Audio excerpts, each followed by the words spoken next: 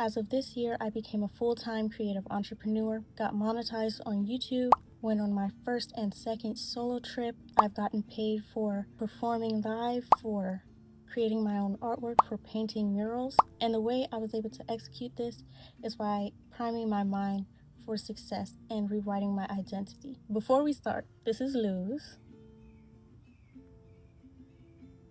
and she's cleansing the space and enchanting the space. In order to build an audience, create a community, and generate several passive and active income streams straight from my authenticity and creativity, I had to release beliefs, habits, and vices that were blocking my success and blocking my alignment. Letting go of these limiting beliefs, habits, and vices that I'm going to share with you has allowed me to manifest unimaginable things in less than a year. Let's just jump right into it. The first thing that I had to let go of was perfectionism. Perfectionism, trying to perfect my offer, perfect my listing, perfect my video, over editing, over adjusting, overthinking, constantly delaying, just starting, and just sharing. It's going to be fine. Actually allowing yourself, your content, your creations to be imperfect does not decrease the value, does not devalue your offer or you, and it actually is more magnetic because it's authentic and real, which is what people are craving, not a performance. Additionally, I had to release control. I had to release control over how I thought people would perceive me, how I thought my work would be received. That includes me thinking, oh, they're gonna laugh at me, they're gonna think I'm cringy. I had to release control over that because you actually don't know. As well as control over my results, control over how many sales I made. I can't force a sale. I can't force a video to take off. I had to just let it be. As long as I'm taking the steps towards my goal every day, I'm doing as much as I can. My circumstances will align accordingly. It's not your job to worry about the how. It's your job to just listen to your intuition, listen to your calling, and take the correct tangible steps. Now this one is huge. I had to heal my relationship with instant gratification. I don't scroll on TikTok that much anymore, so my attention span is a bit healed. This journey takes a time commitment and a bit of an investment up front because it builds interest over time. So when I was in that messy beginning and none of my videos were getting views, and I hadn't made my first sale on Etsy yet, and I didn't know what I was doing, and I had to just understand that these things come with time, and that reprogramming and rewiring old beliefs and healing your nervous system just takes time. And I had to allow space for that without constantly checking, constantly waiting for some type of stimulation, some type of instant result, when the most sustainable, most rewarding results often aren't always instant. I'm not saying you have to wait years and years and years for this. I think building this in a year or less than a year is quite quick, especially taking into account how much it's going to make you in the future, years in the future. But this brings me to my next point. Especially as a neurodivergent, I had to release my dopamine addiction with scrolling, with constantly checking. When I started gaining some traction on YouTube, started getting sales, I started constantly checking my comments, constantly checking my stats for that dopamine hit. And I really had to release that because it keeps you in checking mode. It keeps you in waiting mode. It keeps you in anticipating mode instead of being fully present. And it is also constantly reminding you of the gap, of the distance between you and what you want to manifest if you're constantly checking. Next, I had to release my lack of structure. I was waking up whenever I wanted to and kind of letting my mood manage my business, and that manifested results that were inconsistent and unpredictable,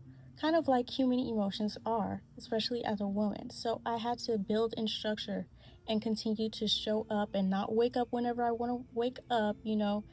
I had to build in that structure with my marketing and my focus so that I could create real, sustainable results and impact income-wise and growth-wise in general. Outside validation.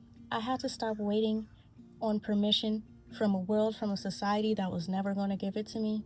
I had to stop waiting when my posts were at 0 views, 0 likes. I had to stop waiting or feeling like I needed affirmation or likes to do what I want to do. Additionally, I had to let go of my lack mindset. Meaning, for example, when I had like 444 followers, 2 ways you could view this. wow, I have 444 people who said yes to me, or I only have 444 followers. Our brains, and especially within our society, we may be trained to look for the lack in everything. Oh, I only have this amount of views, this amount of subscribers, or you have an abundance of that. It all depends on how you think about it, and I had to change the way that I viewed my progress and my results, and that allowed me to not take them for granted and to make the most of what I already had instead of spending my time yearning for something that wasn't there yet. So something that really helped me with doing this inner work that was required of me was with artwork. I used it to process, painful experiences and trauma that was the root cause of a lot of these behaviors and limiting beliefs. I used it to envision my higher self and my result. I used it to practice listening to my intuition and staying present. If you'd like to learn how to do the same thing, I put everything in my ebook, and it is full of creative practices and prompts to heal the spiritual, mental, and energetic blockages that first generation and BIPOC artists and entrepreneurs, especially if you're from a marginalized community, deal with specifically and disproportionately due to systemic, personal, and generational trauma. So all of that is in there. If this is speaking to you, and you are ready to bring your vision to life, but you don't know where to start, and you feel like your state of being, your mind is too clouded with limiting beliefs, with burnout, with whatever it is, with fear, you can join my free community of other creatives who have a vision and are working towards building that vision.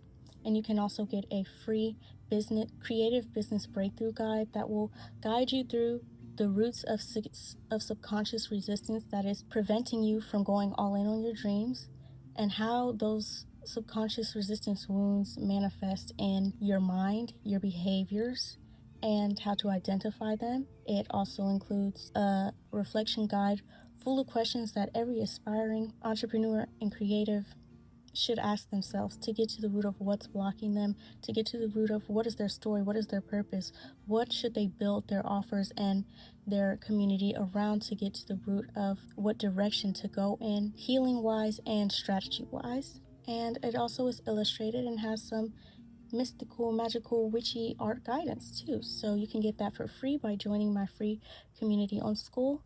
And if you would like more in-depth help, like you're really ready to embody and apply and make changes this year, this month, this week, I can help you create a one-on-one plan for healing. I can help you identify what mindset blocks are holding you back, creative practices and prompts, and a strategy to heal those, as well as a practical, structured strategy for growing an audience or creating income streams or monetizing your art and authenticity. If that interests you, you can comment a FAERIE below or just join my School community, and I'll likely just reach out to you, or you can click on my Etsy shop and just book your one-on-one session right now. Thank you so much for watching. This is just a quick video breaking down the basics of what you need to let go of for success. That's all. Bye.